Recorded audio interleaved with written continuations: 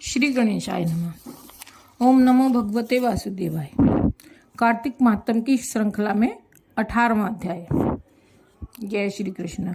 देवर्षि नारद जी ने कहा कि अब रौद्र रूप महाप्रभु शंकर अपने वीर गणों के साथ नंदी पर चढ़ हंसते हुए युद्धभूमि में आ गए। तब उनको आया देख उनके पराजित गण फिर लौट आए और सिंहनाद करते हुए आयुधों से दैत्यों पर प्रहार करने लगे। भीषण रूपधारी रुद्र को देख दैत्य भागने लगे। तब युद्ध में अपने दैत्यों को परान्मुख होते देखकर जलंधर हजारों बाण छोड़ता हुआ भगवान शंकर की ओर दौड़ा। उसके शुंभ निशुंभ आदि वीर भी क्रोध से अपने होठों को काटते हुए भगवान शंकर की ओर दौड़े। इतने में भगवान शंकर ने जलंधर के सब बाण जालों को काटकर अपने गणों को निर्भय करके अपने अन्य बाणों की आंधी से दैत्यों को पीड़ित कर दिया। खड़गोरमा नामक दैत्य को अपने फरसे से मार डाला। बलाहक का भी सिर काट दिया। धसमर भी मारा गया और शिवगण चिशिखा ने प्रचंड नामक दैत्य का सिर काट डाला।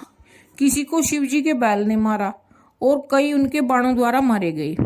यह देखकर जलंधर अपने शुंभ आदि दैत्यों को धिक्कारने लगा और भयभीतों को धैर्य देने लगा। पर किसी प्रकार भी भयग्रस्त दैत्य दोबारा युद्ध भूमि में आने को तैयार न हुए। दैत्य ने सेना ने पलायन किया। तब महाक्रुद्ध जलंधर शिवजी को अपनी ओर ललकारने लगा।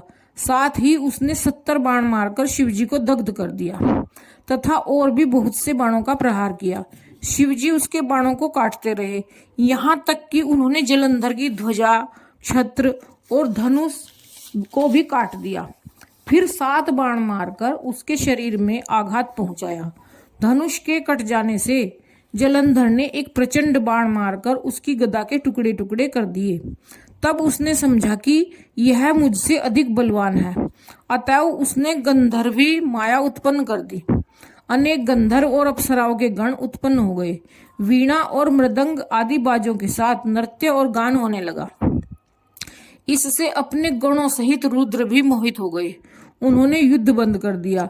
फिर तो काम मोहित जलंधर बड़ी शीघ्रता से त्रिनेत्र भगवान शंकर का रूप धारण करके वृषभ पर बैठकर पार्वती के पास जा पहुंचा। उधर जब पार्वती ने अपने पति को आते देखा तो उसने सखियों का साथ त्याग दिया और आगे आई।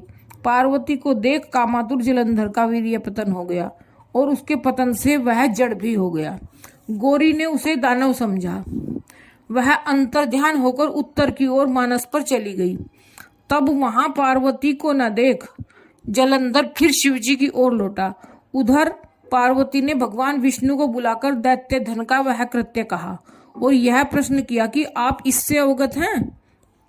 भगवान विष्णु ने हाथ जोड़कर और सिर नवाकर उत्तर दिया, आपकी कृपा से मुझे सब कुछ ज्ञात है। हे माता, जो आज्ञा हो पालन करूं।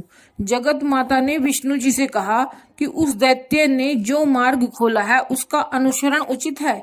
मैं तुम्हें आज्ञा देती हूँ कि तुम जाकर उसकी स्त्री का पतिव्रत भ्रष्ट करो। वह दैत्य तभी मरेगा। पार्वती जी की यह आज्ञा पाते ही भगवान विष्णु उसको सिरोधार्य कर छल करने के लिए जलंधर के नगर की ओर गए। इस प्रकार 18वां अध्याय समाप्त। बोलो श्री कृष्ण भगवान की जय, विष्णु भगवान की जय। जय श्री कृष्ण।